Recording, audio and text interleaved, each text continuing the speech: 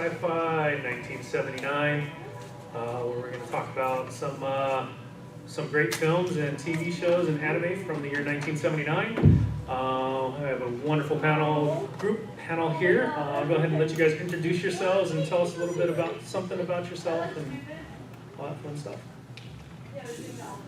Hi, I'm Shawn Mullen, and I'm the founder of the Sci-Fi Coalition, and I'm a big science fiction fan.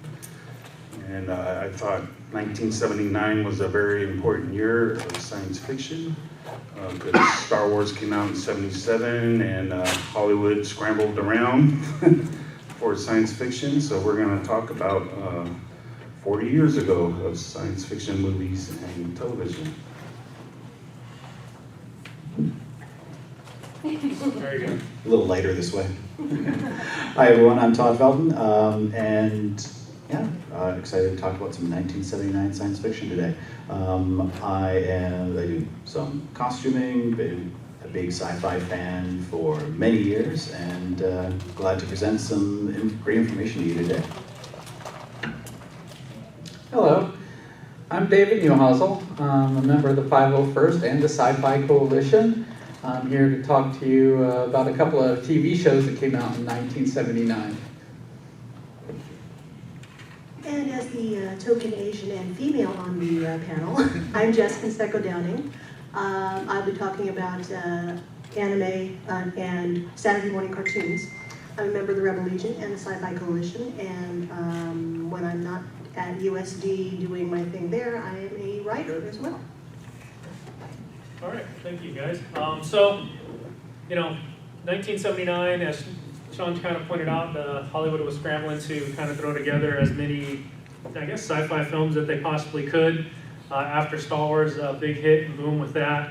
Shawn, why don't you tell us a little bit about, Alien and why was that so important in 1979? So, Alien was actually, it had a different title. So they wrote the story in the mid-70s, and the original title was called Star Beast.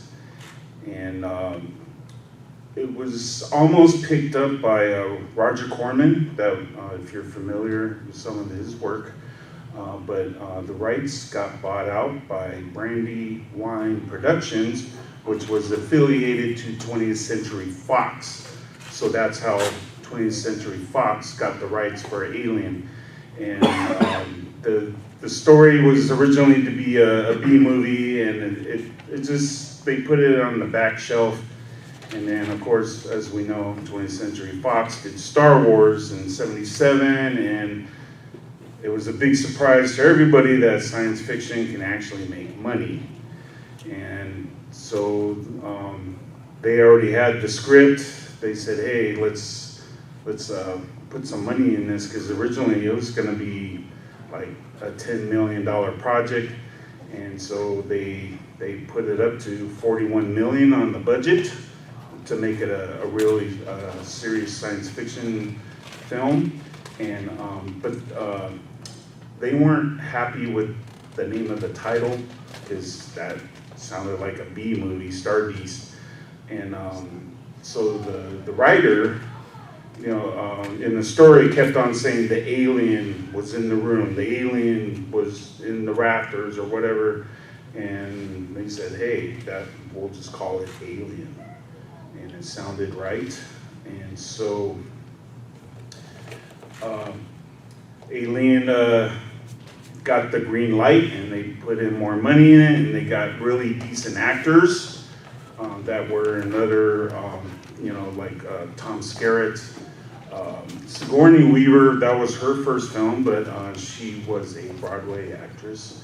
And so they got some recognizable character actors to be in the movie. And so we all know that H.R. Geiger was the artist that they based the Alien from, but actually his work almost got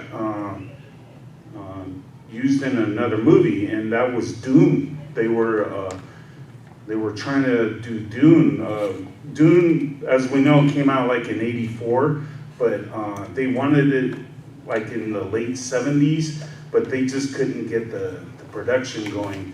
So the designs of Alien was actually going to be used in Dune, that style. And he wouldn't have been available for Alien. So Alien could have been a totally different design movie. But Dune fell through, so H.R. Geiger, because most of his art was already made. So they used Alien based on his works instead of Dune. So Alien could have been a really different movie.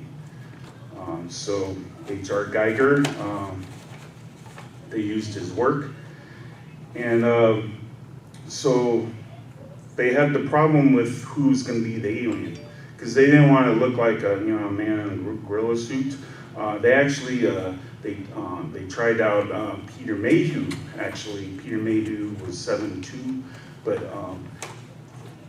he didn't really do well with the movements, because they wanted to, they don't want to make it obvious it was a person in a suit.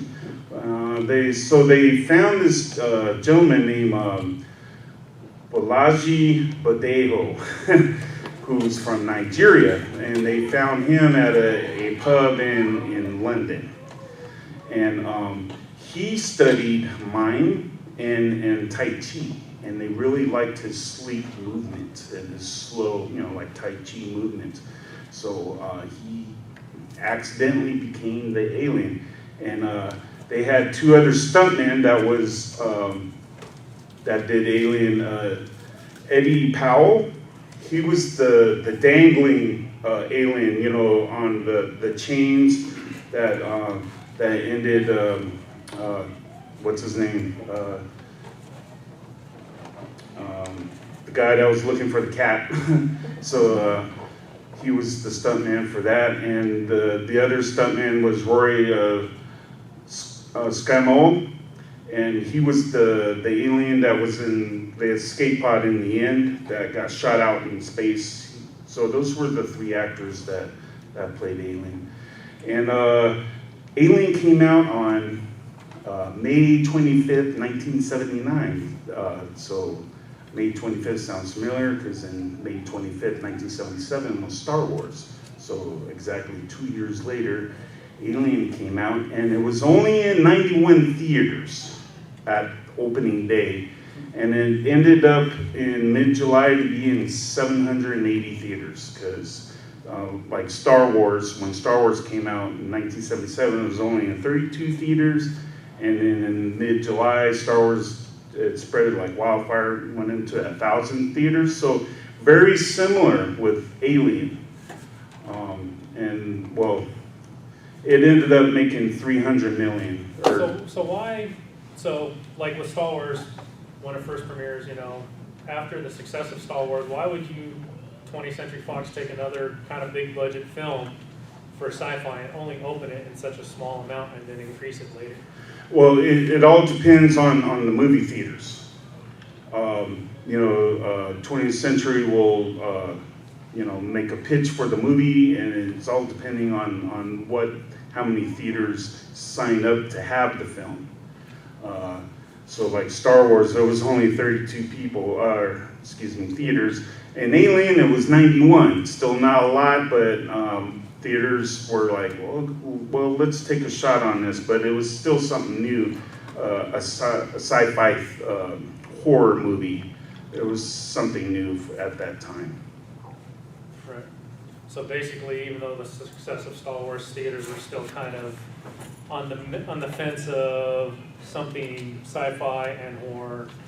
Yeah, because we're still in the pioneer days of high quality science fiction films in Hollywood.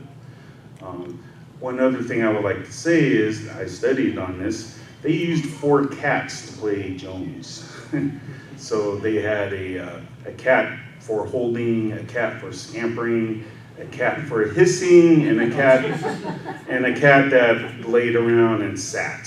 So, and on noting the hissing Jones, they had problems having him hiss because, you know, cats don't do what you want them to do. So what they did is they got a German Shepherd and they lifted a screen that made the cat react to that.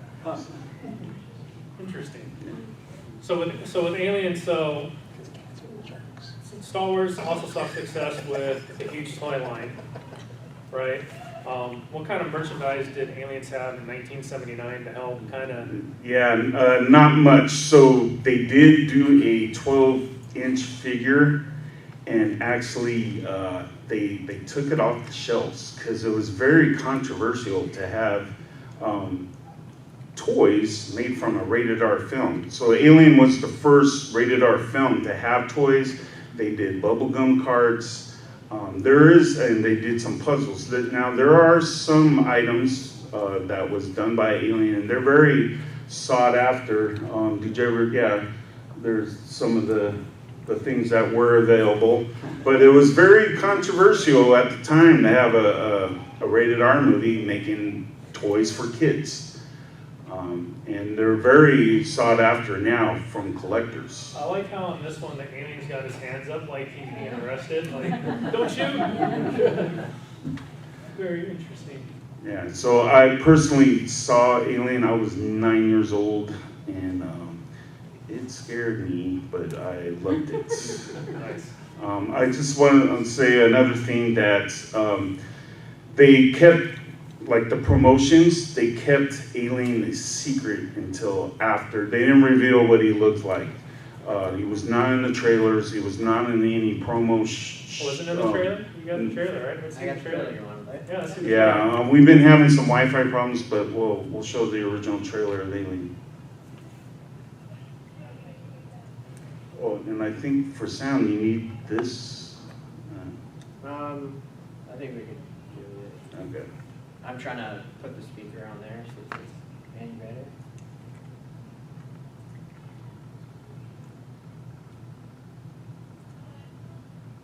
Yeah, sound, yeah. We'll just do that.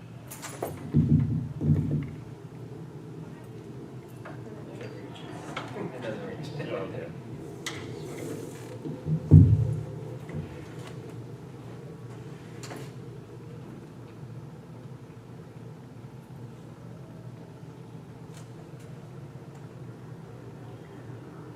They used a hen's egg.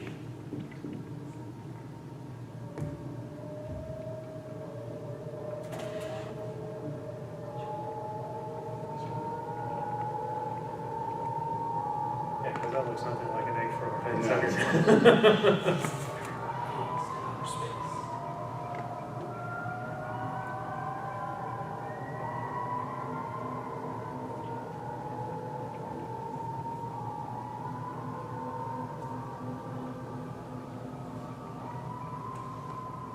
Somebody mind grabbing maybe one of the lights? There we go, thank you. Nope, the other one. There we go. That one's best.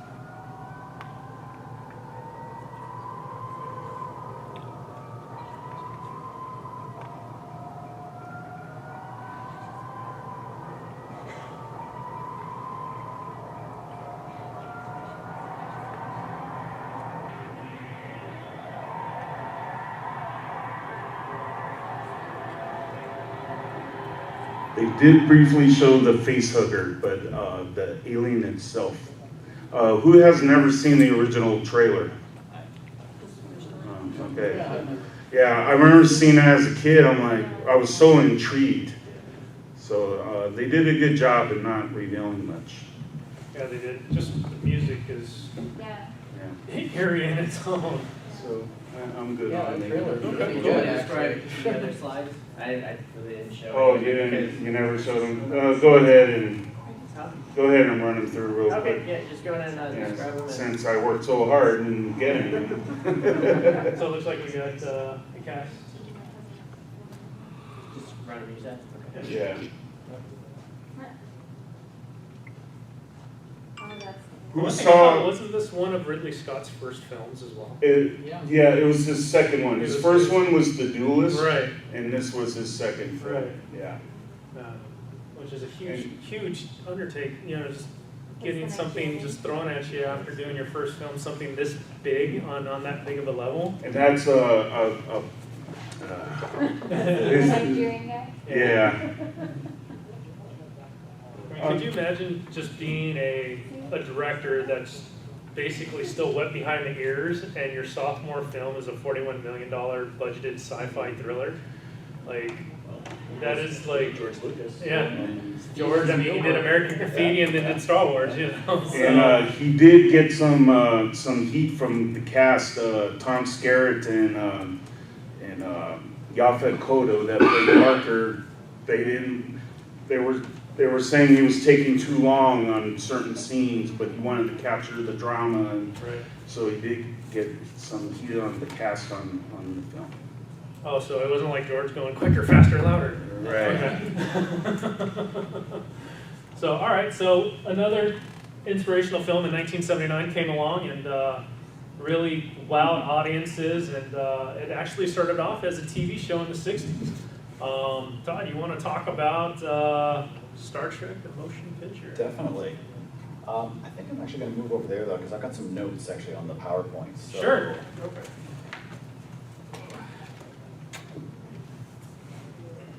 Do you have it up for? Yeah, I'll just bring it to you, yeah. No, we're just doing it. Oh, sure. Yeah.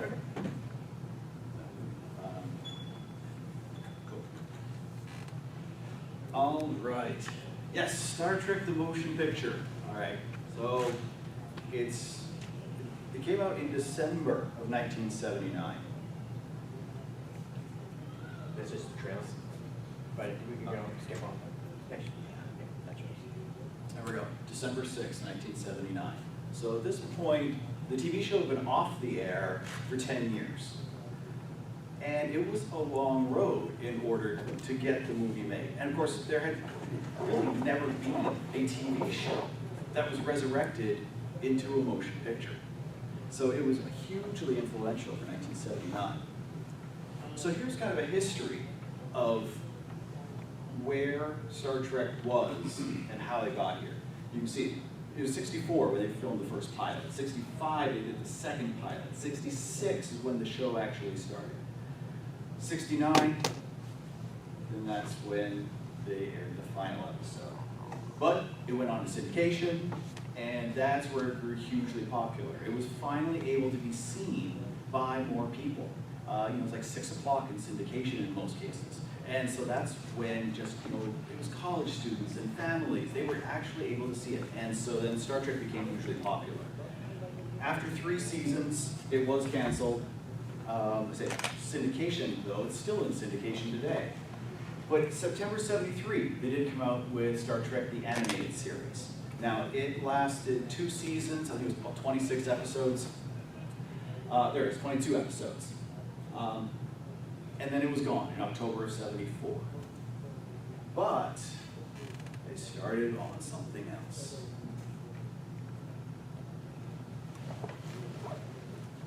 They started a lot of things. You can see, 75, they said, okay, movie script, commission, great. 76, no, it's going to be a TV show. In April that same year, okay, it's going to be a movie. Then, no, it's going to be a movie, Planet of the Titans. And then, no, we're not going to make Planet of the Titans. Instead, we're going to make this new television service called Paramount Television Service. And Star Trek Phase 2 is going to lead it. This is in only 2 years, it went back and forth, and back and forth, and back and forth. They just couldn't figure out how exactly the best way to resurrect Star Trek the motion picture. So why do you think that was? It's a lot of reasons. They wanted to do a TV show, right? And then it's like, see, it was what, 1976, they said, let's do a movie, right? But the first script came back, Planet of the Titans, and they weren't thrilled with it. So like, okay, well, let's not do that. The funny thing is that when they did decide to go back to making a TV show, you see it was 6/10/77. Right, I was just gonna say, what Star Wars influenced them to go back and be like, now that we got this huge sci-fi hit, are we gonna Well, the big thing is that Paramount wanted to do their own network, right? They saw that they would be able to go and put, get their own show out there, their own network, and get a lot more revenue that way. And they thought that was going to be the thing. They also didn't think that the movie industry could sustain that many science fiction movies, right? Just, okay, well, there's already Close Encounters that's happening. We already had Star Wars. Is the public really going to be able to support all these different science fiction films? No, let's go back, let's do a TV show. So, Star Trek Phase 2 starts production. And just a few months later, it is then canceled. They have gotten the sets made. They have gotten costume tests. They have gotten all these things done. And then they find out their show isn't going to happen at all. But it's okay. It's going to be a movie. So, yes, finally, they have just say Star Trek Phase 2 was canceled in November, but the following March, 78, they said, okay, we are making a movie. No, really this time, we really are. And so they've renegotiated the contracts and started over. They had to get a new director, new composer, they had to renegotiate with all the cast.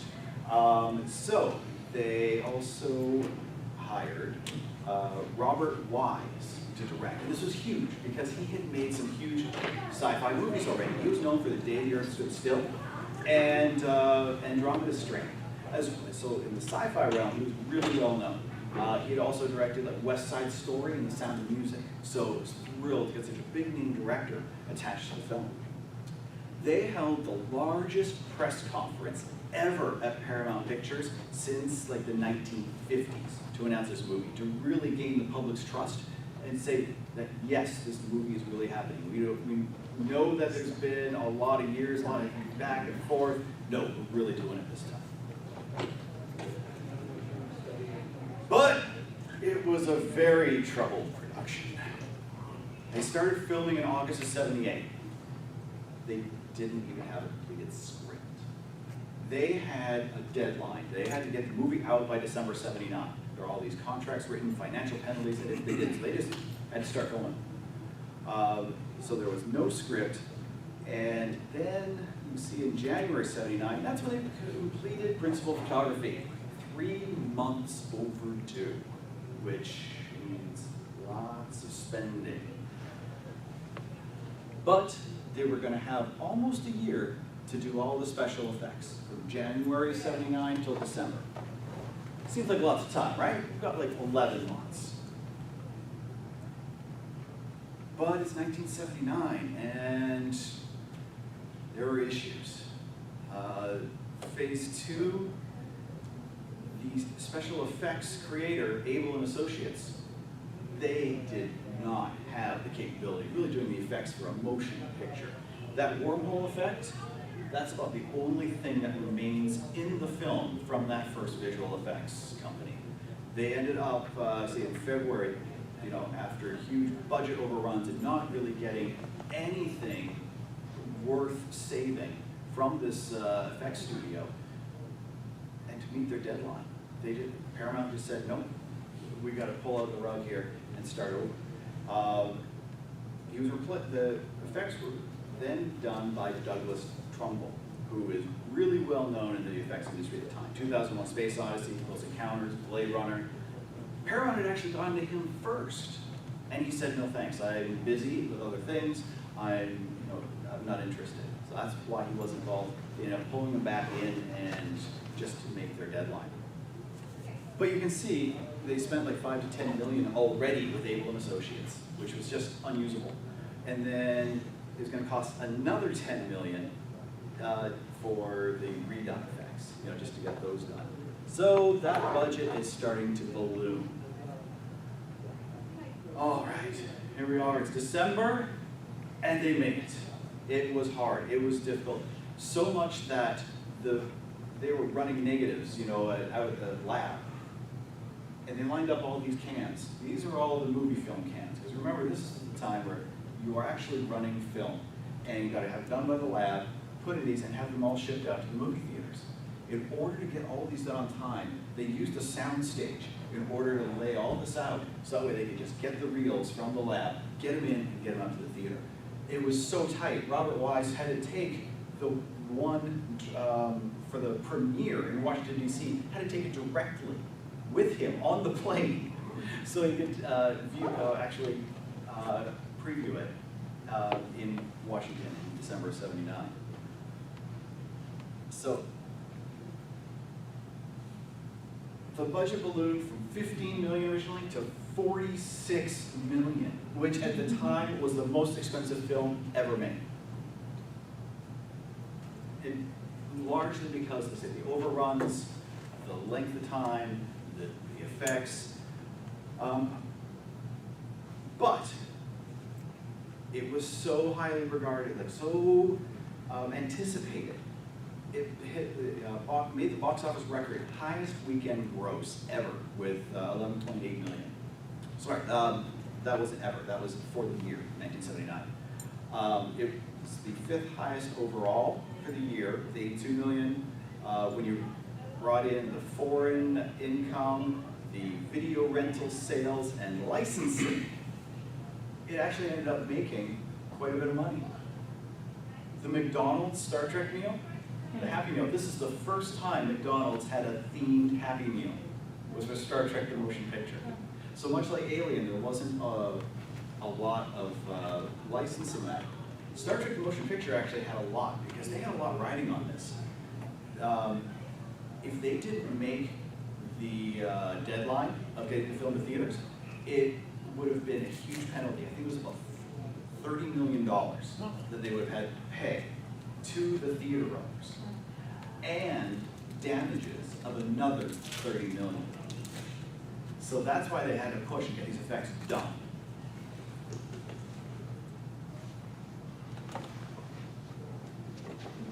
But the visuals were worth it. These were just amazing, amazing effects. The Klingon battle at the beginning, was not like nothing we had ever seen from Star Trek. There were gorgeous visuals and lots of reactions to those visuals. Remember, the effects weren't done when they were filming. They didn't really know what they were looking at. So that's why there's so much in the movie of them. Oh, that's an interesting thing. Oh, wow. That's what so much was filmed. They really didn't know how it was going to look. So Star Trek the Motion Picture was groundbreaking, especially for Star Trek, because the redesigns was just gorgeous for the big screen. They really did a great job. And under those constraints, who would have thought they would be able to actually succeed so well? There's the new warp effect. Enterprise in dry dock.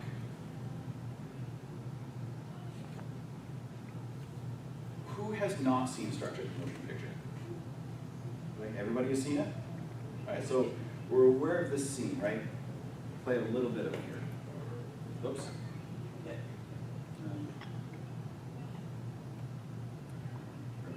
Thank you.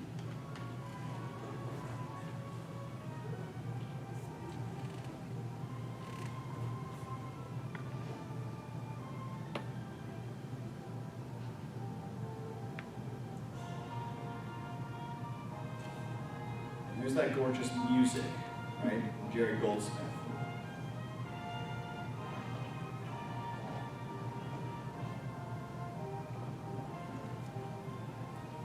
Now, I'm only going to play a little bit of this because, for those who remember, it takes a little while. Everything in the movie was slow, right? That whole trip around the ship and everything is actually almost 6 minutes long.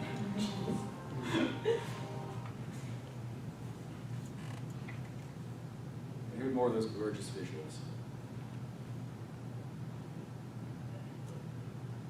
And then more of the Enterprise there, just beautiful. So I think the biggest takeaways from this movie is, although it is slow and it is plodding, it was so highly anticipated that it they really succeeded well with what they did produce on screen, enough that they were able to make a sequel, 3 years later. A much more budget efficient sequel. So with that, the human adventure is just beginning. Well, and the Star Trek film franchise. Because it did really create everything that we have now. Like, if it wasn't for Star Trek the Motion Picture, we wouldn't have had the film series. We wouldn't have had the spin-off series. Star Trek may not exist today if it wasn't for Star Trek the Motion Picture. So even though it is known as such a boring film, it is beautiful, and without it, we wouldn't have everything that's come since. So I'm thankful for Star Trek the Motion Picture, even though I rarely watch it, without falling asleep.